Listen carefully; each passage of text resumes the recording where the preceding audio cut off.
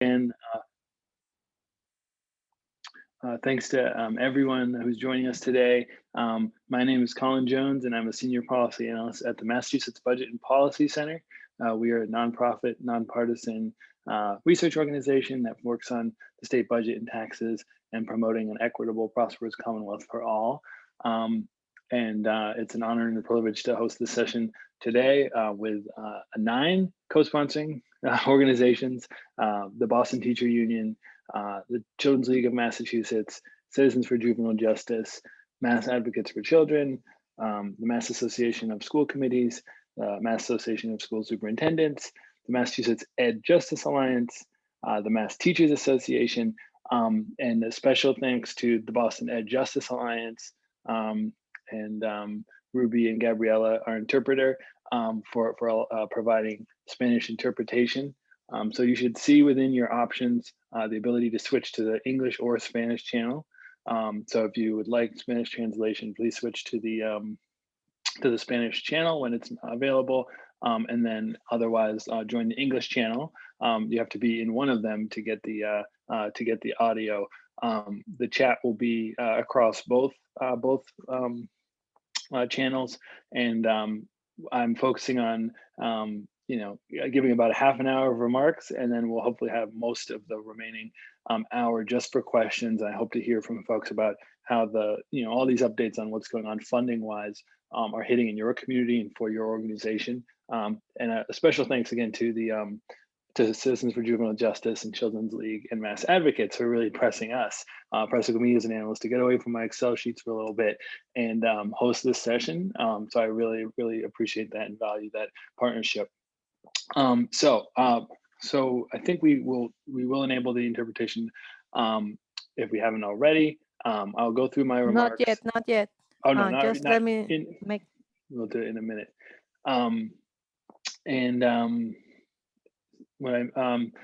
So if there is a burning question during the half an hour remarks, just put it in chat. But for the most part, we're going to address questions at the end and really hopefully again have a very robust conversation where again it's really important to take all these numbers and figures and information and figure out how that really affects you guys on the ground, your students, your families, your teachers. So that's really why we're trying to spend more time there. But if it's a very burning question, just put it in chat, and otherwise we'll do questions in the chat.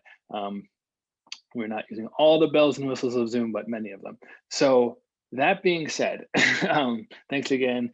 What we're going to do today is I'm going to give a little bit of background on just how school funding in Massachusetts works, and then where were we going in school funding before the pandemic hit in last March. And I think that's important because— Colin, give me a second to give the announcement in Spanish, and then you can continue, okay? I'm sorry about that. Buenos días y bienvenidos todos a este taller en el que estamos imaginando la equidad para el alivio federal y los fondos para Massachusetts en las escuelas de kindergarten a 12º grado. La persona que está hablando con nosotros en este momento es Colin Jones, que es el analista de póliza senior del Centro de Massachusetts de Presupuesto y Pólizas. Vamos a ofrecer interpretación al español, como ya ven. Y para ir al canal de español, porque va a haber interpretación simultánea, en un segundo van a ver que van a habilitar la interpretación. Van a ver un cuadrito que va a decir Interpretation y van a elegir español. And everybody else is going to select English.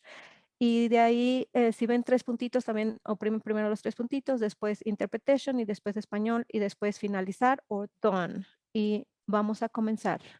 Thank you. You can enable the interpretation now. Thanks, Gabriella. What we're going to do is we're going to, obviously, the main focus here is the sort of pressing issues of the federal relief that is coming into Massachusetts for K-12 schools and the impact that's having, and the issues that are very much live right now.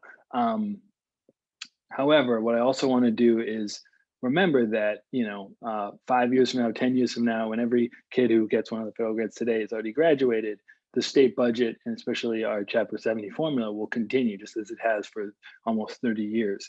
So it's important to kind of situate with what was going on before the pandemic and where were we heading in school funding.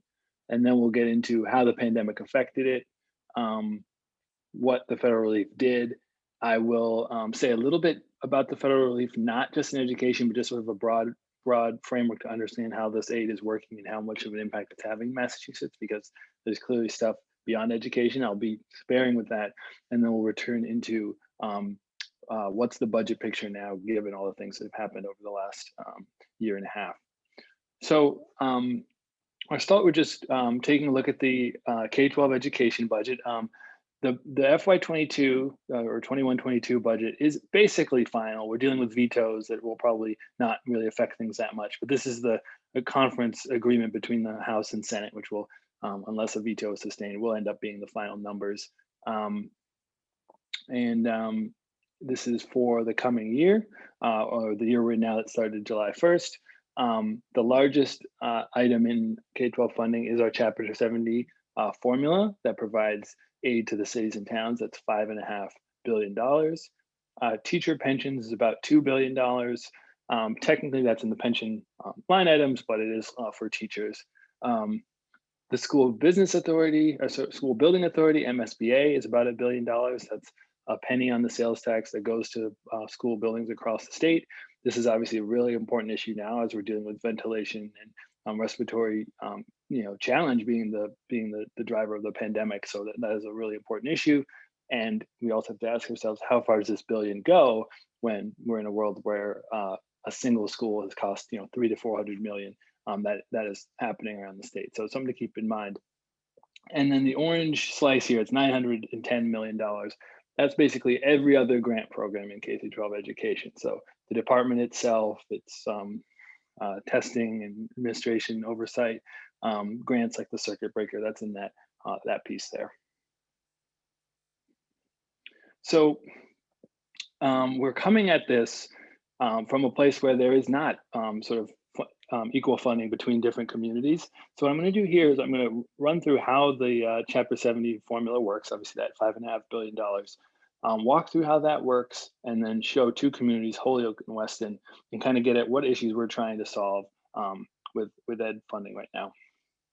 So, there's 4 basic steps to this. I will contend that that we can all understand the basics of those 4 steps. This is also just presented in per pupil spending from the pre-pandemic year, but it didn't really change too much in last budget year. So Holyoke and Weston, I'm picking for the profile of those 2 cities and kind of to illustrate some of the issues. So the first step in this formula is that we establish what it takes to educate kids based on their age, their grade, their demographics.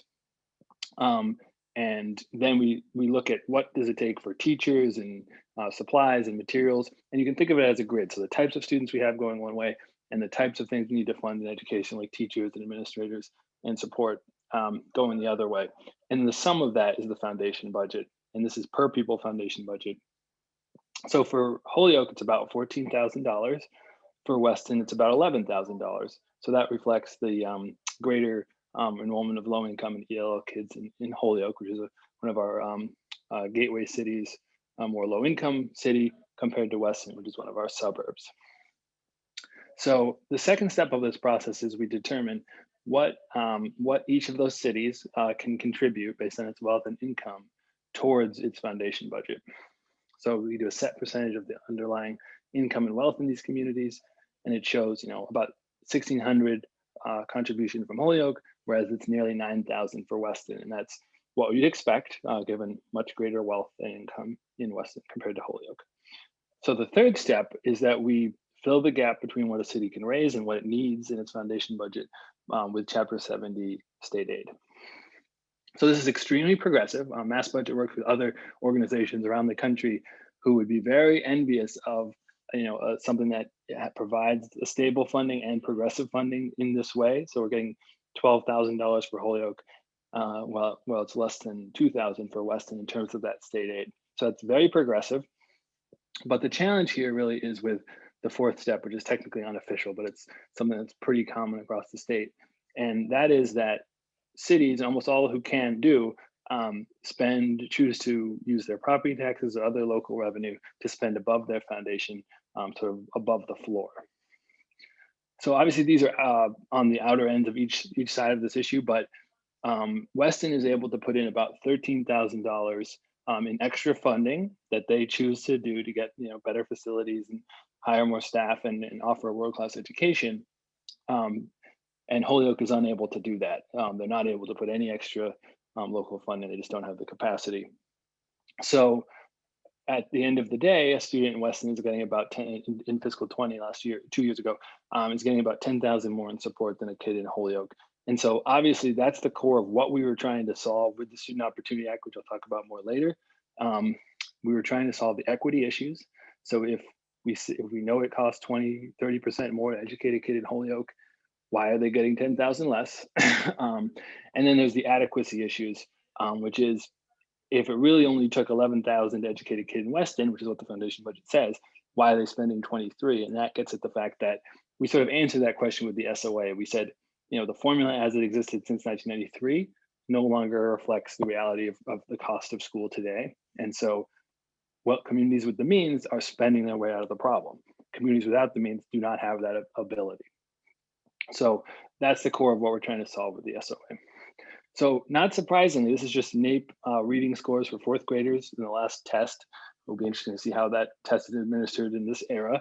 But we had significant achievement and opportunity gaps.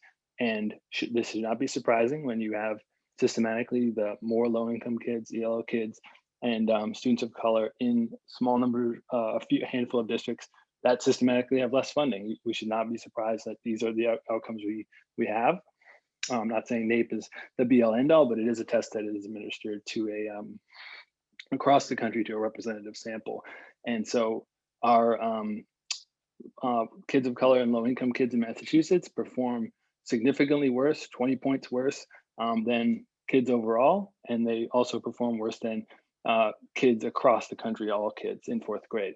So we have significant gaps we have to deal with, and that's again what we're trying to get at with the investments of the SOA.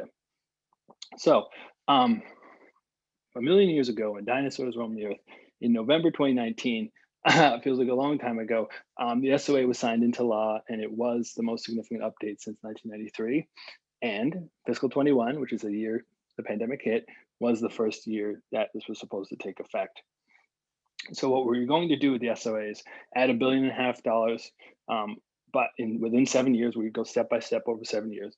Most of that would be Chapter 70 formula aid. The rest would be special ed circuit breaker. There's a small other grant as well. Circuit breaker is going to be about 90 million, and we're a little less than halfway there in year 2. And then another part of that was we would fully fund the reimbursements to schools when their kids go to charters, which as the foundation budget goes up, the payments that districts pay to charters go up. So getting that reimbursement done is important. As of right now, it's supposed to be fully funded next year. Right now, it's about 50 million underfunded. So the grants, the major thing in Chapter 70 got delayed, as I'll talk about, and the grants too are a little bit of a mixed bag, and I can talk about that more in Q&A if folks want. So what happened during COVID? Last year, fiscal 21, the budget process was going on as COVID hit. And so we had this period from July to October where we kind of drifting and we just sort of level funded the budget for a number of months while we figured out what the situation was going to be. It ended up being, we only added 100 million to Chapter 70. And it was basically just the fundamentals of sort of inflation and enrollment or whatever. And we did 0% of the SOA. We did not do any of the SOA reforms. But on the other hand, there was the federal aid for adapting to COVID and to support low-income kids that was moving in the opposite direction. But that being said, the SOA, still remains to be done, and we missed a year, and that's kind of what we're trying to do this year. So who was harmed when we didn't do the SOA? Well, because of the focus on support for low-income kids and ELL kids, and the fact that our urban, low-income urban areas get, 80, 90% of the funding from the state, when we delayed the SOA, So the budget that came out in January of 2020 before the pandemic compared to where the 21 budget ended, it was just who you expect. So Brockton, 18 million down, Lynn 17, Worcester 16, very significant in terms of how much pre-pandemic to where it actually ended. And it's sort of the inverse because the SOA is extremely progressive. So if you delay a year of the SOA, it is extremely regressive. And one point to point out is that it wasn't until really a couple rounds of federal relief that if you're Brockton, that you actually are in a positive zone here because you had this expectation you're going to get a year of SOA funding to do things like invest in low income. And then you had that delayed and you had COVID challenges layered on top. So it was a very, at least in the beginning, a difficult situation. One other issue to flag here is that we had a significant enrollment disruption from COVID. And so that was also in play too. So effectively, I mean, for the budget that just started this month, the head count was actually taken in October 2020 in the middle of the pandemic. And so our enrollment has dropped by about 32,000 kids. So if you look at in the current budget right now, it's about 908,000 kids in our schools. If you held people harmless to the year before, it'd be about 940. So we just had this, disappearance in a way of some of these kids from our numbers. And there's a number of indicators telling us that this is probably not real. It's probably just an impact of the pandemic. So the kindergarten and pre-kindergarten numbers were particularly down. So that's telling us people were holding their kids home. Not surprising. Homeschooling all of a sudden got extremely popular. And then we also saw sort of private and Catholic schools grow. That may be more permanent, we'll see. But either way, there was a number of things that we don't expect to really carry forward. But nevertheless, we baked those numbers into the budget that is just starting this month. So before I get right into how the grants affected things, if you just look at the state budget areas that were connected to the SOA, so Chapter 78, Circuit Breaker, charter schools, and that small innovation fund, in January 2020, we were expecting to add about 350 million to those areas, but by the time the budget was actually updated by November or so of 2020, we were down by 2/3 from those increases that we expected to see. So I don't want to paint too negative a picture, but it's important to remember the state context that this federal aid came into.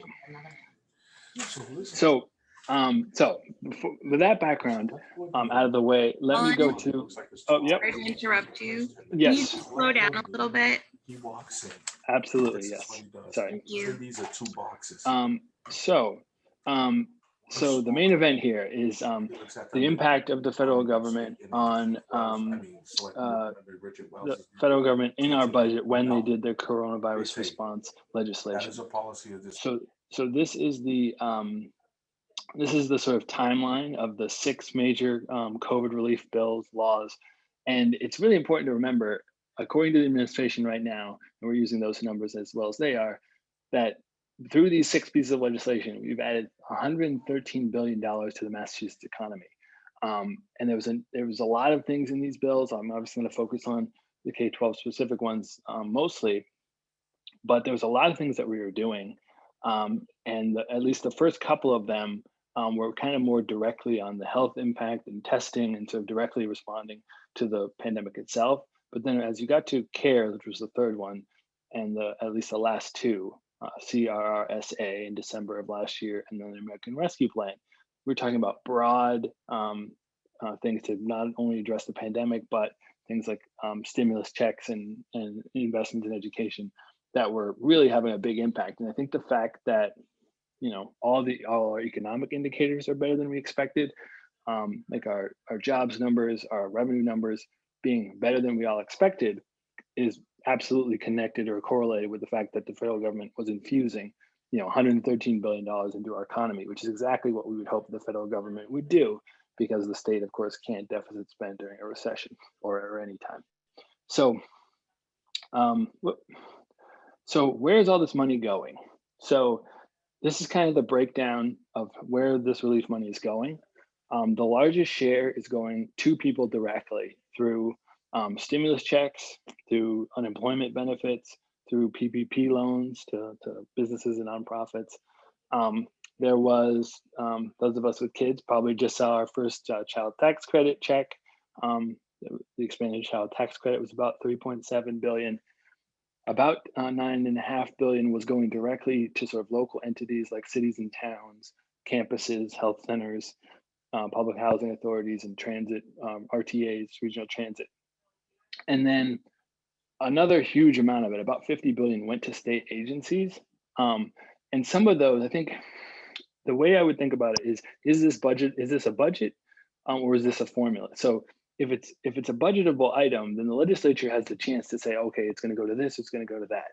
But much of this 49 billion was going directly to, was really a pass through that was driven by formulas. And that's what, there was programs like school meals and home heating. And then the largest grant in K-12, the ESSER grant, that was like that. So it looks like it's really passing through the state budget, through the Department of Education, and then it's going right to districts. So it's not something where it's really formula driven, and it's not sort of something where the legislature is saying, oh, it should go to this, it should go to that. And so that's the way to think about it. So this is the American Rescue Plan. This is just the bill that passed DC in March, and then began to flow, the money began to flow really in May. So the biggest focus here will be, for me, the ESSER fund, which is the direct, the pass-through that went to school districts. That was 1.83 billion just in the American Rescue Plan. And the prior two relief bills, a couple of earlier relief bills, also added a lot of money to that fund. But take a little aside here just to say that the state recovery funds that are 5.3 billion and the local, so city and town support of 3.4 billion, they're just so big that I can't not mention them. They're super, super important because they're going to be, we're having a supplementary budget process as a state to figure out where that 5.3 will go. And then cities and towns, I believe, will be basically having this 3.4 available. They probably have it in their hands now that we can all impact. And although they are more flexible, they could affect education. So it's just something that just is very important to keep in mind. But there was all these other things like transit, higher education, very important, $500 million for childcare. So there's a number of things that was going on in the American Rescue Plan that is arriving now, is out the door, and is beginning to have an impact. So just a few things about that. For that, again, I can't help myself. I'm going to say a little bit about that 5 billion state fund and over 3 billion local fund. You can use it for public health, direct mitigation of the virus. You can address the economic impact and lost revenue. You can pay essential workers. You can do there are some limited things on infrastructure you can do. It has guidelines that says we should have a community process. We're trying to address disparities, and there's no limitations around citizen or non-citizen. So we can look at our communities as a whole and really do what we think is most necessary. There are some limits around, you can't use it to pay for tax cuts, you can't use it for debt or pension payments. It's not, you can't put it into the rainy day fund, but I think the presence of that support will allow the legislature to replenish the rainy day fund. So it's a little bit, there's a little bit of a movement you can use based on that. And it's not, and there are some limits on what you can do on infrastructure. Although there may be an infrastructure bill moving in DC that affects some of those things. So in terms of how we got the 5 billion, it was based on an employment rate. We're a little bit better than some other states. The local city and town fund had a formula for cities that looked at a couple of at population and poverty rates and housing density. There was a population-driven allocations for counties, and then smaller towns was just based on population. We had to use, just like with all of these formulas, we were using census numbers. So that's just important. That's why the census being good is important, and the 2020 census, separate issue, was really challenging. So if there was numbers that were out of date or whatever, I mean, that is something that we can only go based on the census we have. And that was an issue we addressed by Governor Baker, and the legislature addressed by targeting some extra funding for some low-income communities who weren't getting enough support. But the big thing about this is, the local money is probably in the hands of cities and towns right now, and then the state 5 billion is being discussed in the supplementary budget process where hearings began this month. And so this is an area where all of you guys can say, hey, this is what needs to happen to address the ongoing challenges of COVID and get us back in a good place. So I thought it was just important to say a little bit about it. So specific to K-12, I'm going to not do any more sides. Specific to the relief for K-12. So given that the budget outlook was challenging, we lost a couple $100 million in state funded funds we expected last year, this arrival of federal funds dramatically positively impacted the situation. It made a ton of things on the table. So we, according to the National Association of Superintendents and School Business Managers, just operating our schools safely during COVID, which is continuing to be relevant, that's just $400 million statewide. That's just the stakes to even not really be negatively impacted on the budget by COVID. So you've got to spend $400 million just to do the mitigation measures. So we're beginning to get into a place where these relief packages are moving beyond that into the point where we can really do recovery for what happened to kids over the last year, and really investing, doing strategic investment in where we want our schools to go beyond, where we're really getting back to a better place than we ever were before. These funds were extremely flexible and progressive. So the ESSER fund, which is the biggest one, is distributed based on the poverty counts. It looks like Title I, which is the main federal grant for low-income kids. That's the kind of counting process that they use. And basically any purpose that is allowed that you can use federal grants on, you can use ESSER funds for. And then almost anything you can connect to recovering from COVID is allowed. So I know we have some folks who are working on inclusionary approaches to discipline and reforming some of those systems. If we can say kids lost a ton of time and progress with COVID, we cannot exclude them and kick them out of school through suspension. And here's the way we're going to do that and keep those kids in those seats, benefiting from their education. That's recovering from COVID. So I think we can be pretty flexible in terms of how that's used. So one thing to keep in mind too is that this is not going to be here forever. So this is going to be here for the next 3, 4, 5 years potentially. The deadlines for it are long. We'll probably be able to spend it before we hit those deadlines, but it's not going to substitute for our sustained guaranteed state support of K-12. So it's something where we can start these programs using these funds, but we've got to come up with a plan to sustain them. And for K-12, we have the SOA. So unlike some other areas like childcare, there is no formula and investment plan in all areas, but in K-12, we have the benefit of that. So we should be, in my opinion, pretty aggressive in terms of let's get these programs off the ground. Let's get partnerships, and then we can sustain them over time using the SOA and other funds. So this is just a scope of how much these different rounds of aid were. So the first round was in the one of the relief bills called the CARES Act. It was about $430 million. That was really kind of the table stakes of just operating safely during COVID, maybe making up for those, especially the urban districts who lost money. That was kind of filling the potholes there. But the relief bill after that, called CRRSA, had $815 million in the ESSER fund, and then the American Rescue Plan had an additional $1.83 billion in the ESSER fund. So since December, we've gotten $2.4 billion into the ESSER fund. So it's hard to underestimate the scale of this and how this really, if there's a program that if there's a good partner, there's a good program we want to expand, there's things we need to do. This is a really great opportunity that doesn't come along very often. This is just the top, just from the American Rescue Plan, or ESSER 3. It's the third time we put money into that fund. This is just the district-based allocation. So $1.65 billion has gone to districts. As of a couple months ago, when the money came down from the American Rescue Plan, Boston is a huge winner here because it is not. It's counting just how many low-income kids you have. It is not addressing how much income you have at the city level. So Boston, Springfield, Worcester, Lawrence, we can share numbers on any town, but these are just kind of the top 10. And we're talking about very significant. This is just from the most recent round. There could even be money from the prior round that's not spent yet. So this is very dramatic investment. So last thing I'll do is just talk quickly about where does that leave us with K-12 funding overall. So, what we're trying to do with the budget now is make up for lost time and the year that we missed of the SOA. At least in the beginning of the process, the governor proposed just really doing 1 year. So not sort of accepting the lost year as lost and just starting year one. And then it also had this issue of, having about 30,000 less kids, despite the fact that many of them are probably coming back this fall. So from our perspective at Mass Budget, we were thinking, okay, we want the SOA back on schedule, but we also want to protect against enrollment declines that aren't real. They're just kind of influenced by COVID. So the data we were looking at was showing that it would take about $150 million to both get the SOA accelerated and count those 30,000 kids if we chose to do it that way. So the legislature met us along the way towards that end. So they moved to the budget that is going to pass imminently once the vetoes are settled, does do 1/6 of the SOA. So what it does is, okay, it's a 7-year plan. We missed 1 year.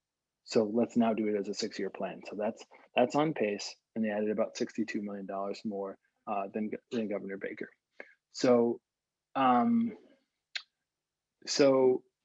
that 62 million was 20 of it was from doing the SOA faster, and then 40 million was reserved to address the enrollment issue. But again, according to the data we saw, this enrollment challenge was about 90 million more to address that. So this remains to be settled this fall. Like, what happens when that reserve runs out? Do we just give smaller amounts to everyone? Do we focus on lower income districts more? That sort of remains to be settled this fall. So one conversation we had with legislators and allies was a 40 million reserve for enrollment is just a one-time thing. It doesn't, you can't count it next year. Whereas if we did that same 40 million with Chapter 70, we know that that doesn't go away. It's coming year over year. So I was talking to Pittsfield Public Schools out in Western Mass, and they said, we'd like to do expand our pre-K program, but with a one-time reserve, that's tougher than, say, just baking it into Chapter 70. So this is where the overlap comes in. So the same investments we need to recover from COVID look very much like the things that we need to do with the Student Opportunity Act funding. So expanding programs for low-income kids, massively increasing mental health support, and wraparound support, extending learning time. Those are all, those are exactly the same types of things. And so that's where we kind of have to weave these goals together. So just to, where we ended this process, last year, we only added 100 million really to Chapter 70. The final budget, or Governor Baker proposed about 200. The legislature kicked it up to 260, but what we called the comprehensive solution, just throwing out the enrollment numbers and just counting everyone who was there before the pandemic, was about 90 million more. So that's kind of, we will take, we always take things moving in the right direction, but we know that there might be more that we may have left up for grabs. So last slide before we go to Q&A. Like I mentioned, we have this interplay of both the federal aid that's coming in, and thanks to the economy being better, we actually ended last year with a surplus of, I think, in the $3 to $4 billion range that is now available to, there's some housekeeping we got to do, like we replenish our unemployment funds and our rainy day fund, but there's really significant amount of money that's left over for our state from last year because the economy was better than we assumed it would be. So we have those moving in the right direction, but there's all the needs of COVID safety and recovery, which is even more challenging now with the Delta variant of COVID. And we also have to build towards our long-term goals in our system. And I think, when I hear like, oh my, there's so much money, districts don't even know what to do with it. Well, when a kid in Holyoke has an equal chance of having an amazing education as a kid in Weston, then we can say, okay, we've done enough. But what we're trying to do in Massachusetts is truly close equity and opportunity gaps and really lead the country on this. That's where we're going. So once every kid is caught up from what happened over the last year and a half, and every kid, regardless of zip code, has an excellent education, I'll take a vacation, I'll take a break. Until then, we're still going to the longer term prize. And so let's be flexible and strategic about how we use this funding. And it's not only helping our kids and our teachers in our schools, but it's hiring, investment, it's services and capital improvements on buildings and all these things that also are economically moving us out of this recession that we faced. So again, we can be pretty optimistic about the budget outlook because we have all this aid and we can focus on beating the pandemic and getting to back and even better from there. So this is an opportunity where all of you can speak out and be involved. Obviously, like, President Biden is not going to come into Lynn or Holyoke or anywhere and say, your district is not doing enough community engagement.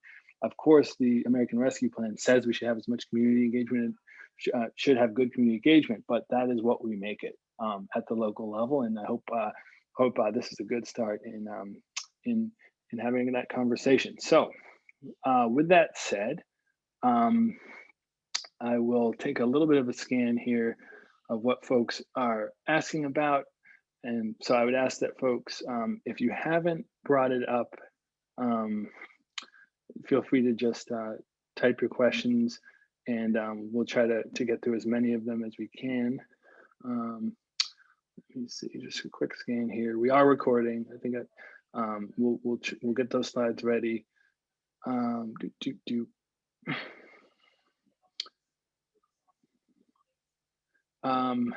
me just see a quick scan here. Yeah, so we'll share the slides and we're going to translate.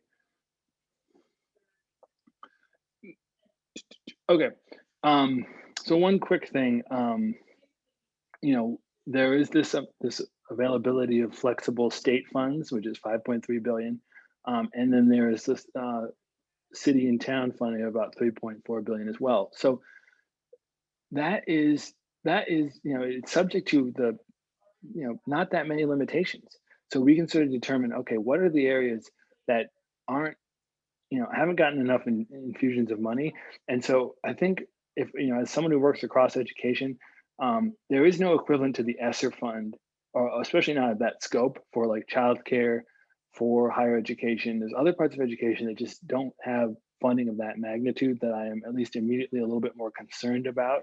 I think just because it's a good thing that besides the flexible money, there's also $500 million for childcare in the ARP. So it's certainly true that we can address certain education needs with the flexible money in the American Rescue Plan. It's just a question of what is urgent, what is on fire. Like eviction ban is going to go away, right? So that maybe we have to look at housing. Childcare is about 10% lower capacity than pre-pandemic, and is really having struggled to hire enough teachers to open early ed, yet people are expected to go back to work soon. So, but then concerns that we didn't address in education, like counting those 30,000 kids or however many come back this fall, or fully funding our charter school and circuit breaker components of SOA, those are probably not that hard to do. So in a world where you have $5 billion in flexible state funds and you just ran a $4 billion surplus, is doing $50 million more to fully fund charter reimbursements that hard? No, it's not. It's just a matter of, kind of making that a priority. There are certain districts that depend on those grants too. So got that question.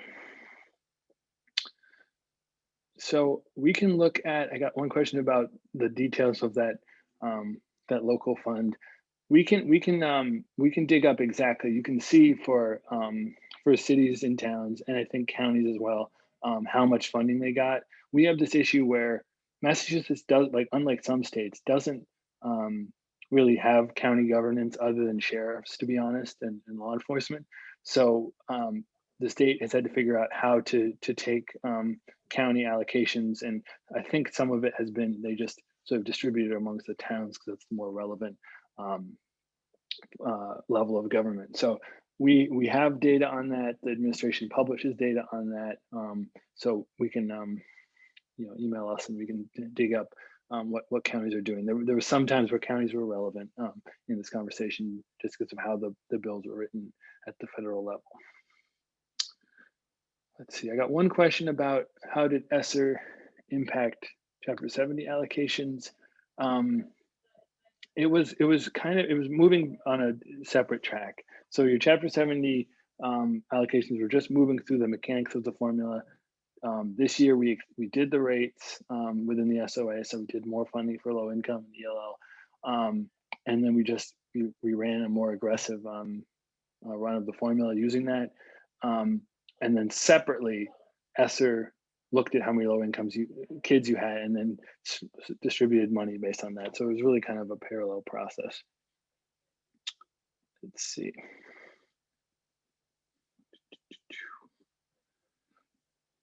there isn't really, I'm just scanning some of these questions. There isn't really, so I think one thing that's important to remember here is that there's different, I don't know, phases of matter, or whatever you want to call it, for these federal funds. So they pass DC, then the US Treasury has to issue guidance that usually takes like 5 weeks or so. Then that money, states agree to the conditions for the funding, the money flows to states, and then from there the money flows down to school districts, and so and that takes a little bit of time too. But once that funding, like ESSER, hits school districts, it's really a lot like a federal grant. So school committees have jurisdiction over spending federal grants. So so I think it's a conversation, at least for ESSER right now in each of your cities.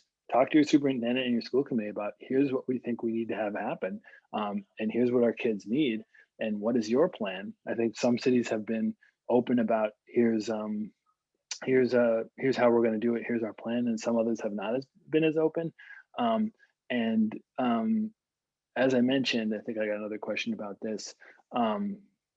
It says there should be community engagement, but it is not as if the federal government is going to step in and say, hey, you only hosted one Zoom meeting, so that's not enough engagement. It's really what you guys use this information for and go out and talk about with folks on the ground. It's kind of what, what we make it as people who care about these issues. Let me see, just looking at a few more. Let's see, so one question that came up is, what is DESE doing with its portion of the funding? So in each time that a round of ESSER came in, so it started in like last March, and then there was one in December that passed DC in December, and then the American Rescue Plan. Each round of ESSER funding said basically that DESE can hold about 10% for state administration, and they've basically done that. So like that's the difference between like the total ESSER 3 from the American Rescue Plan was 1.83 billion, but the total that went to districts was only 1.65. So I mean, we're talking $200 million. That's a great conversation with them. I mean, so what are they doing? They say, okay, we need some extra staff to administer this. We need to figure out how we're handling this. And there's certain things that they believe need to happen just for good administration. And, so I think I would have to talk to them about what they're doing with their portion of it. Yeah, I think that's more of a conversation with them. It's sort of, we can help folks do that math, but it's the difference between the total amount that went out, or the total amount that arrived in Massachusetts, and the total amount that went to districts. That delta, that difference, is what DESE is doing for its own terms. And I think one question I would ask them too is, are you considering this like, okay, we're using 10%, we're adding staff and capacity to DESE itself, which is never a hot button issue. It's never like the flashiest issue, but just look at the difference between DESE and Department of Early Ed. They just don't have the same kind of staff and capacity. So it makes a difference to make sure that agency is well staffed and can help people through these processes. They might say it as, well, this is just a pandemic thing. We're not changing anything long-term at DESE because of this, because it's pandemic related. But I have not been on speed dial with Commissioner Riley to talk about these things, but it's a worthy conversation to have. And if they decide, like, a data system for this, or helping people do mental health or whatever is an important enough issue to take some of their carve out, then that's something I think we can advocate with, because it is real money. Let's see. One quick question about, does ESSER like count against you for SOA? No, it doesn't. It doesn't. I think there was some talk of like, oh, well, we'll focus on, or some state grants will focus on districts that didn't get a lot of ESSER. I don't think that's the right way to go, because we know that there was unequal impact of COVID on cities. We know there's already unequal funding for cities. So focusing on low income young people and districts that were already underfunded for years and had higher rates of COVID are also super important. So, so one thing I wanted to invite is, if folks are working on the ground in cities, if any of this resonates with you and you want to speak a little bit about what you're seeing in your city, I'd be, sort of on the spot here. I'd be happy to hear reactions that you might have. You can even formulate that because there's more questions pouring in. But if there's something about this that resonates with what you're seeing in your campaigns at the city level, I'd be happy to take that. But ponder that for a minute while I look at the last few questions here. And we still have, we allocated, we decided to go till 12:30, so I can take pretty much all the questions that that you guys have. One question is, how are they going to evaluate the impact of ESSER funds? I think it's going to be very, very difficult because there's too many things going on. Social scientists here would know that there's just too many variables moving to really, I think, independently say, oh, ESSER had this impact. I think that's going to be really tough. So I don't think that that's really the focus. But I think it may make sense, and I've had this conversation with some nonprofits and other groups. Like if you're someone like like City Connects, which is from Boston College, and you have an amazing program that adds wraparound supports, and you have a program that has shown effectiveness. If you can come in and have that conversation with some of our districts who definitely need to raise the amount of mental health support, then within that you can say, okay, we did this expansion and try to study it and see the impact. Obviously, the most important thing, as much as I love research, and I do, is just getting kids the support they need as fast as possible. So I'm if we can do some analysis of how these programs rolled out, that's important. Let's see. Oh, so Kevin Murray asked a great question. So, and I am jumping around a little bit between the specific K-12 funds and the other funds, but effectively what the legislature has chosen to do. So for K-12, it is the advantage of the fact that there's this huge ESSER fund. There's 1.8 billion, of which 1.65 is just went right to districts through driven by a formula. But that 5 billion, 5.3 billion, that's been the subject of the sort of maneuvering and conversation between the legislature and the governor about who has authority to spend it. At this point, the legislature said that they are going to, the way our Constitution is written, it's a stronger legislature than governor. So they're going to assert the prerogative to spend that 5.3 billion in state funds. And effectively, it's going to be almost like a secondary budget process. So this month, we've started hearings about how should we use the ARPA funds. And that conversation is going to continue through this summer and into the fall. Now, I have mixed feelings about this. So part of me says, the ARP was passed in March. Why didn't we start the hearings then and talk about like what's needed, what's a crisis, what's on fire, get that conversation moving so that now by almost August, we could say, okay, we kind of get a sense from community and folks what we need, let's get this moving. On the other hand, we also don't want to, at least the first rounds of aid, the legislature deferred a little bit and said, okay, this is an emergency, let the governor kind of call more shots. But that didn't allow as much input. So that 5.3 billion is effectively with the limited, prohibitions on certain things. There's not very many limits, as long as it's connected to helping recover from COVID, helping respond to it, or the secondary impacts of COVID. We can do many, many things. So if we decided like we just want to infuse all these grants from the SOA with extra money, we can do that. If we decide we want to beyond, we want to do extra stabilization for childcare or higher ed, if we decide we want to do free buses, we want to fund that. We decide we want to do, eviction protection. There's a lot of things we can do, and that's the conversation that all of us through our state representatives and senators can have that conversation about. There's going to be a competition, to be honest. 5.3 billion is a lot of money, but it's not an unlimited amount of money. So we can't do everything, but we can do a lot. And I would sort of think of it as just a sort of secondary budget process that's going to play out over the next couple of months. So I don't want to say it's a jump ball, but it's very much open to all of you stepping up and making your voice heard.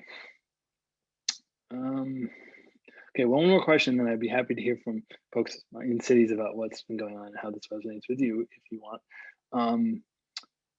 So let's see. So in terms of, and I should dig into this more,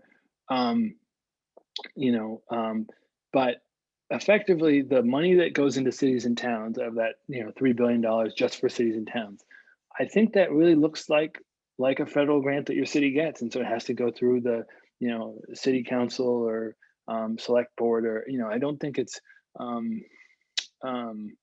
it sort of will go through like a grant to the city, and it should go through process where the public has an ability to influence it. And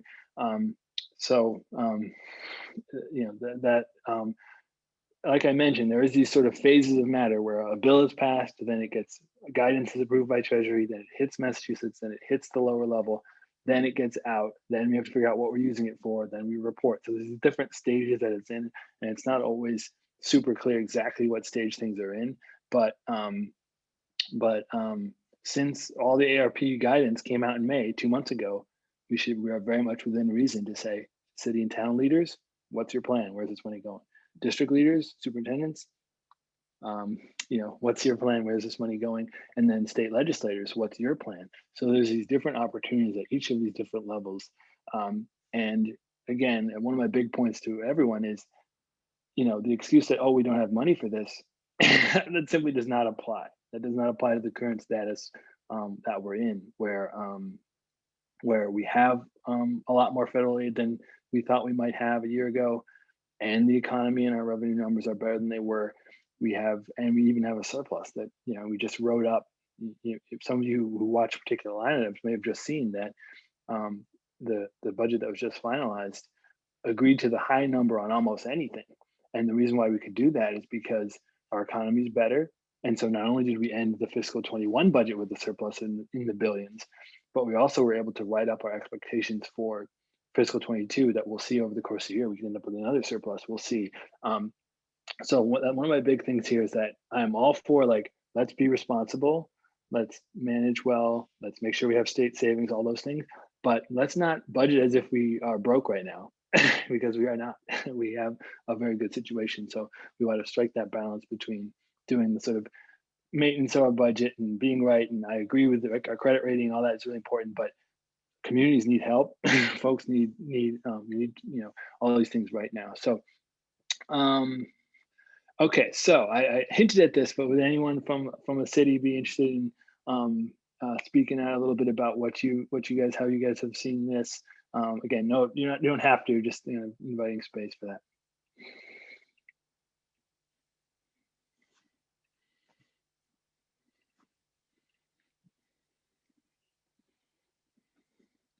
Also, if anyone wants to ask their question live, feel free to do that as well.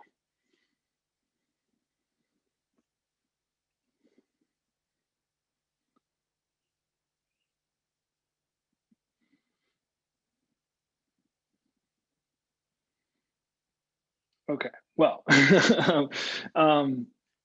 so I think that, again, our hope through today's session was to make sure that we provided breakdowns of this, that we work with all the great partners that we have. I really, again, want to thank CFJJ and Mass Advocates for Children and Children's League, who really pressed us to host this event. We can do all the amazing research in the world, but if we don't work with you guys to get it out there and understand it, we're not really doing our job. So, and I see a couple of hands, so feel free to ask any questions you have now. Hi, my name is Natasha Rivera. Can you hear me? Oh, yes. Okay.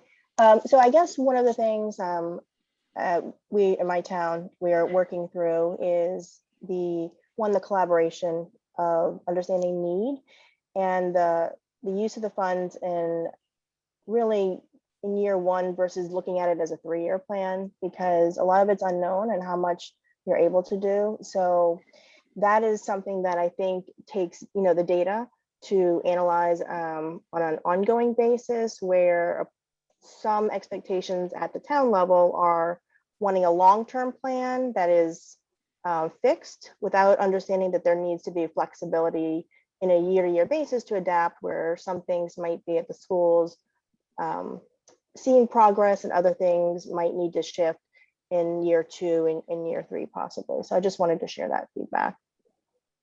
Yeah, that's a good point. And I think one of the things that it's in the fine print, but with all of these grants, they usually have a window of, okay, you've got to spend this within the next 2 to 3 years. And so that's talking about, into 23, 24. So it's a little bit complicated because it's not as simple as, oh, it's just a one-time immediate thing we got to do this year.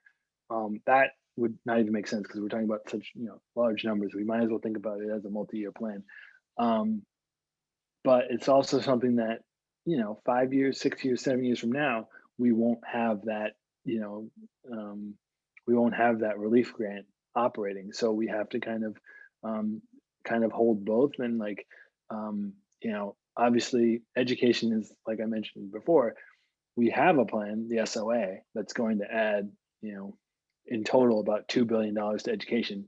1.5 of that will be new. So in that area, we can be pretty confident that if you start a program with ESSER money right now or relief money right now, especially if you're in one of the low income districts that's getting most from ESSER and will also get the most from SOA, you can be pretty confident that you'll be able to have a revenue source that will sustain that over time. And that will be something that, like, the needs are to add staff, and we want to keep staff. We don't want to be in a situation where in 2008 and 2009 recession, we ran into this problem where we, in many cases, districts expanded great services, but then 3 years later, those services disappeared, and we needed those. Those were the same. I remember Governor Patrick went to the White House with kids from Orchard Gardens in Roxbury, and they were being amazing. I was like, that is awesome. But then within a couple of years, that money had gone away. So I think it's we got to strike the right balance of having a 2 or 3 year plan for the money that's available right now, but then also keep in our mind that we have to think about how to sustain that long term, and that's a valid I don't want it to be something that stops. Oh, well, we can't fund that in 4 years, so let's not do it now. It's no, let's have the conversation locally about what we need to do. And we're having a revenue conversation at the state level in Massachusetts about the millionaire's tax. You can have city level conversations about the means that we have at our hands locally to raise money to support things. So I think it's more like, yes, we need this, and here's how we're going to do it using a mix of federal opportunities and what we can do as cities and states, as Massachusetts together. Jonathan Rodriguez raised a good point. So we are talking about the federal relief that's passed up to this point. However, there's everything else that's within the stuff that the Biden administration and leadership in Congress is talking about. So if all of a sudden we pass the infrastructure plan, then all of a sudden that's roads, bridges, broadband. I'm from Shutesbury, in Western Massachusetts. So I was always on the one internet technology behind the current one. So that's all very impactful. And then there's the secondary part that's going to be more inclusive of climate and childcare and the care economy. So if that happens, and then same with Title I, there's a proposal to massively increase Title I. And there's also, I think within one of the bills, there's also a plan to make free community college. So those are additive to everything that we have. So the issue of childcare, particularly, is one that I've looked at, is we have $500 million from the ARP from childcare. If the family care infrastructure plan passes, there'd be billions more coming from the federal government just for childcare, among other issues. So that's another reason that is another thing that could answer the question of how do we not just have this be a one-time thing, but sustain it over the long term.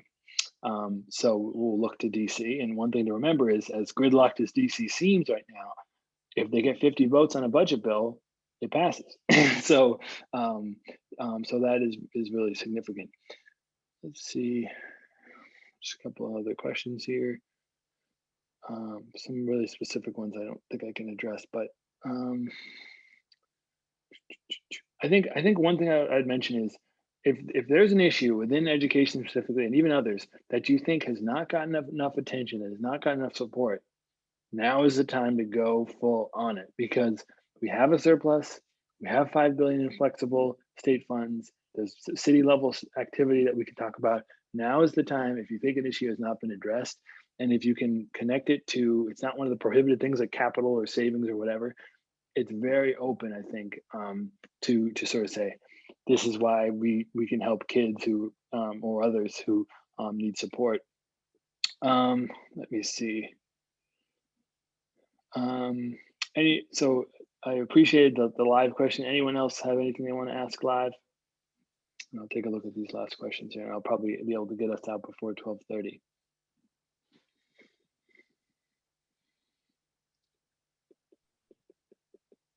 Yeah, I have a question, Colin. Like, what are the implications of like, I think you mentioned something about this, but of districts like hiring, additional teachers, and like, how will they, like, do you think that that's something that districts are able to do and then, like continue to fund like through the SOA?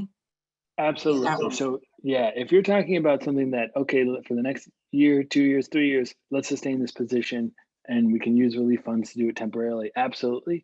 And especially again, in the, there's communities that are going to, are getting 90% of their funding from the state. So as we do the SOA, 90% of each reform will go and show up as Chapter 78. So particularly for those communities, absolutely, like you should be able to, we should hire. We've needed to hire. Obviously, the class sizes have been absurd. We had class sizes of 30 in our urbans. So that's something we've needed to do for a long time. We were going to do with the SOA. Now we can use this federal aid as a bridge to get us there. So I think if we're hearing like, oh no, we can't hire, I suspect that math is incorrect. It's not saying that like, oh, you can just like every dollar of ESSER, you can then just use it for hiring and then sustain forever. It's a little more nuanced than that, but certainly you can sustain a lot of what we're doing as the SOA gets phased in. Now, if you're housing, if you're childcare, if you're some of these other issues, you don't have a plan like the SOA necessarily to do a planned investment over the next 7 years. So that's kind of the next frontier of economy's better, our revenue's better, this aid is greater from the feds than we expected, and there's these other future plans on infrastructure that are coming. So let's figure out with all these pieces how to get the things done we need to get done. Let's see. Well, I'm seeing a few more here. I think I agree that we should look at we want to do programs that are going to move and impact the things we care about. I mean, this is my own personal opinion. I feel like the mental health of young people should be primary before we address academics, but we should do both. We can do great. I mean, now would be a wonderful time to massively expand school-based mental health and wraparound services, because what that'll do and what the evidence on those programs shows is that they directly impact the mental health and wellness of kids, and then that frees them up to be better able to learn. So that's what good community schools and wraparound services have been shown to do. And like, we had great programs like Boston Children's Hospital or City Connects or whatever that have had good models, but they just haven't had the funding to really expand over time. So I think with many of the urban districts, like, you can't do everything, right? You can't do like expand VOC, expand after school, expand pre-K, expand the district-wide wraparound. But if you pick a couple of them and you really go deep on them, you can start with ESSER and then use SOA in the long term to sustain those programs. You can pick a couple, and that's where I would be like, again, I heard certain conversations on the local level saying, oh, well, the superintendent said they're going to hire more people for central office. And not that I'm against hiring for central office, but is that the number one concern right now? And that's the kind of conversation we have to have at the city level. And I can't stress that enough. There's a state level conversation, jump in. There's a district level conversation, jump in. There's a city level conversation, jump in. And at each of those levels, we have these infusions of funding. So the argument that, oh, we can't afford that is not operative at this point. Will we keep doing webinars? I hope so. I really do. I find this to be really helpful. And again, like we just sit in our spreadsheets over at Mass Budget. It doesn't help everyone. So so we are hoping to do that through our email list, through webinars, through videos, through our reports and handouts. Sana? Thank you, Colin. I have a question. I don't know if you know the answer. So one of the things we were hoping to get out of this is kids who are involved in different state systems. So like trying to figure out how to do advocacy. Giving an example of kids who are in DCF in the foster care system. Their parent temporarily is the state, their home district is across the state. So, but sort of what's unique to kids in the foster care system, similar to what Kathy was talking about, kids who are in our legal systems, both DYS and houses of corrections, their home district is in the community, can be all over the place, but where they're at is where the decisions are made is because there's a system involved, they have unique needs. What we're trying to get to or struggling with is like, where is our best advocacy? Is it looking at specific districts and just saying, no, these districts have higher rates of kids coming from these systems, so we want to advocate at that district level? Is it really focusing on DESE at that 10% and saying, how can we get DESE to say, you know, for kids who are system involved in one way or another, who might go invisible in this conversation because they're not unified in like one district. Is DESE the way to go? Like, I don't know if you have any advice on that. Yeah, my thing would be, I don't want to downplay the fact that 10% of these ESSER funds go to DESE, but to me, it seems like the 90% that is in districts is more high leverage. And I think like one other thing too is that Mckinney-Vento, which is our support for homeless young people, is a federal grant. So we could say Mckinney-Vento is a federal grant, check. ESSER can be used for that, check. And we can say, what is it that that those kids need? And I believe my understanding is that where they have the opportunity to stay in the district that they attended when they became homeless, for example. I'm not as much an expert on DCF and DYS, but if we have 5.3 billion for the state, and if we say, you know what, for a long time we have not done enough for DYS incarcerated or involved youth. There's things we need to do for DCF and foster. Now would be a wonderful time, and we can say, look, these are disproportionately vulnerable young people who's often come from communities that were disproportionately impacted by COVID, and here's the argument for it. I would say probably that I would say state and district seem to be the leverage points. Not that we shouldn't have a conversation with DESE or DYS or DCF, but just in terms of where the most flexible and there's large numbers of dollars coming in, that would be kind of where I would focus. And, you know, it could be, I mean, if there's line items that we're working but just never get enough funding, that's a conversation we can have.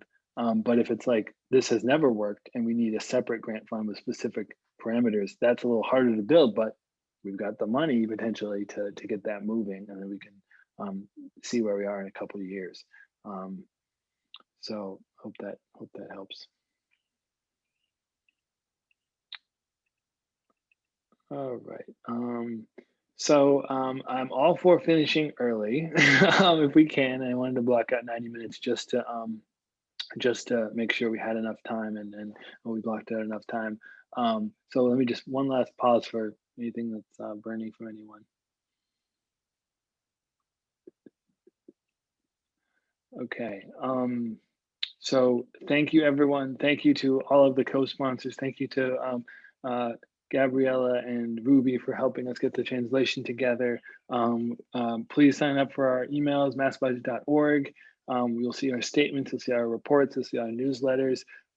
Just like with, thank you to Leon and Sanaa from CFJJ and Liza Hirsch and others from Mass Advocates and Children's League for ask and you shall receive. So we really, really love working with you all and presenting our data and information the best way we can. It does not do us any good on our just in our head. So we really appreciate the nudge from you guys to put this together. I'm going to do, I'm working along with our research director, Nancy Wagman, to produce a written report on K-12 funding.